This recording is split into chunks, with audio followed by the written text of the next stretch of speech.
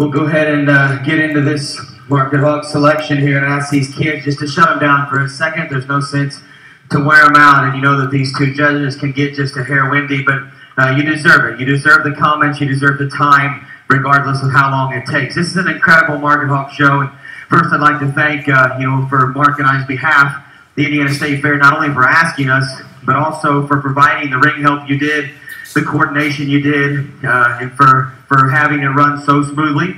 We want to thank the parents that created these young people that we had the opportunity to work with for 2 days, because they were respectful. They shook hands, with sincerity, and I didn't see any issues in terms of these youth having any character issues or behavior issues in the ring. I know Mark didn't either. You run through that many kids, that's very impressive to see. I also want to thank, Hogue, I guess I should say Dr. Mark Hogue, for the opportunity to do this with him. He is, without a doubt, the best multi-species evaluator of my generation. There's no question behind that. But to be next to someone that equals passion, conviction, and what things need to be built like, but also he used the word trencher, all those things combined into one, and not to mention he's a very good friend of mine and a fierce competitor, and it's been an honor to work with you for 2 days.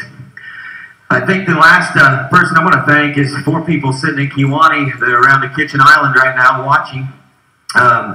My wife probably hoping I don't break down, but for me, to be able to walk away from our show barn 2 days before we move into the Illinois State Fair and leave it in the hands of 3 little kids and my wife, to leave a fair house in the hands of my wife and my oldest daughter, to be able to do that with confidence, I can be a bear on that place. And you put me out of state 2 days before we move in, and I'm a monster. And I know I have not been very polite the last 2 evenings on the phone, and for that I apologize. But I also want to tell you I love you, and I thank you for the opportunity to come and do this. And it means a lot. Thank you. Not too far east of here is where I got my love of livestock. I had some men and some families, and I won't mention your name, but you know who you are, that instilled the love of livestock in my life at a young age. And without them, I wouldn't be here today. I had an ag teacher who's a pretty cool dude that instilled the love of livestock evaluation in my heart and soul. And for that, I'm forever grateful. So, folks, I'm home. This will always be home to me. So to come back and have the opportunity to evaluate this state fair, to say emotional is an understatement. I told you I was going to be able to keep this together, okay? But I told a story to him, something that happened behind the West Angle bleachers that changed my life forever. I was here watching a close friend on the livestock judging team show his gilt. I think she was reserve crossbred gilt. And the guy judging was Dan Hogue.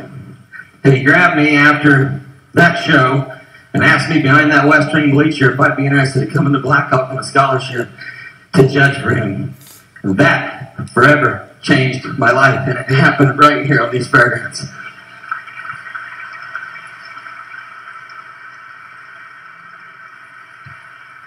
Guys, this livestock showing is special. It's not a hobby. I don't care what you say, this is not a hobby. It's a way of life. And to be out here in this ring, it takes work. It is not just given. It takes work. We were talking on the way in here how easy it is to sit in a lawn chair and criticize those that win. I can't think of anything worse. Try to beat them. Replicate what they do. It's hard. We have to battle each other in that state every weekend, and we're cordial and we shake each other. Guys, it can happen. Right? I promise you the right way can happen.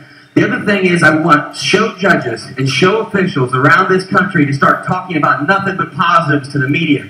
On Facebook, any type of opportunity you have, talk positives. Positives will grow and be magnified just as negatives. And if every time we turn around we're talking about we need to do it right, folks, 99.9% of us do it right. Let's talk about that. How many animals are exhibited around this country the right dang way?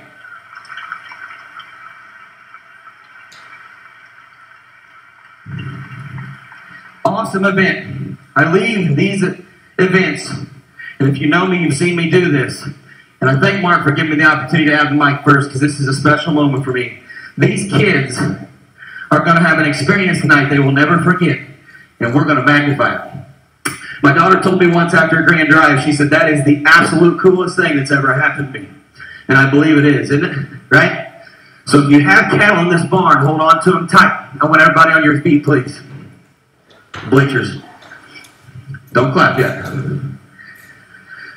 And what these kids are going to have is goosebumps, and they're going to have a memory that will last forever. Okay? As loud as you possibly can, I want you to congratulate these kids for what they've accomplished.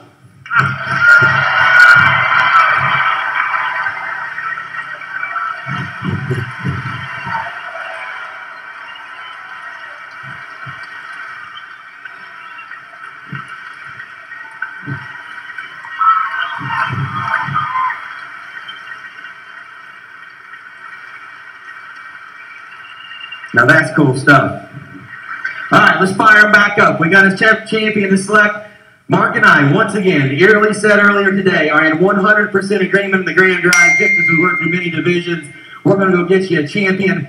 After that, congratulate that person, and then we'll hand it over to Mark to grab us a reserve, and we'll move on down the lineup.